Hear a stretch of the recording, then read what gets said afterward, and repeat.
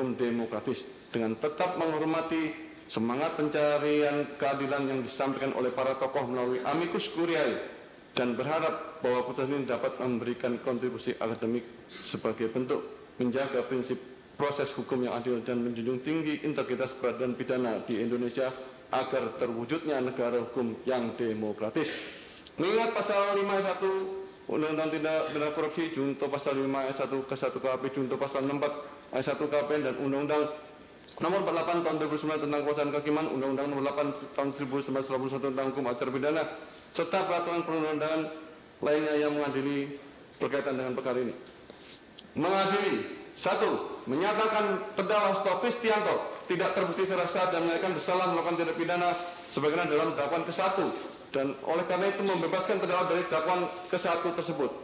2. Menyatakan terdakwa Seto Kristianto terbukti secara sah dan menyatakan bersalah melakukan tindak pidana turut serta melakukan tindak pidana korupsi berupa pemberian suap secara bersama-sama dan berlanjut sebagaimana dalam dakwaan alternatif dakwaan kedua alternatif pertama.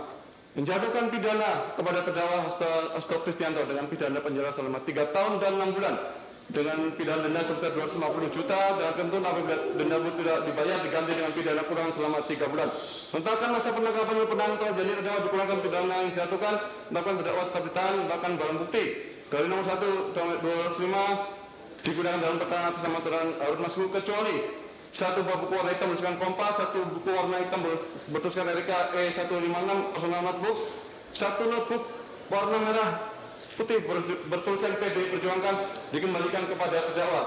Membebankan kepada terdakwa untuk membayar perkara sebesar Rp7.500. Demikian diputus dalam sidang perum 1 Majelis Hakim dan tidak bernegosi pada pengadilan negeri Jakarta Pusat pada hari Senin 21 Juli 2025 oleh Rosmanto SHMA, selaku Hakim Ketua Sunoto SHMA dan Hakim Ad hoc Tindak Pidana Korupsi Dr. Sigit Herman Minaji SHMU masing-masing sebagai hakim anggota yang diucapkan dalam sidang terbuka untuk umum pada hari Jumat 25 Juli 2005 oleh Hakim Ketua dengan didampingi para hakim anggota tersebut dibantu oleh Panitia Pengganti Pengadilan Negeri Tindak Pidana Korupsi pada Pengadilan Negeri Jakarta Pusat dan tidak serta dihadiri oleh penuntut umum pada Komisi Pemberantasan Korupsi dan terdakwa didampingi dengan para penasihat hukumnya. Demikian putusan yang dijatuhkan Majelis Hakim. Atas putusan ini saudara terdakwa mempunyai hak 1. Menerima putusan, 2. Menolak dengan mengajukan upaya hukum, 3. Berpikir pada waktu 7 hari. Apabila tidak menentukan sikap dalam 7 hari dianggap menerima putusan.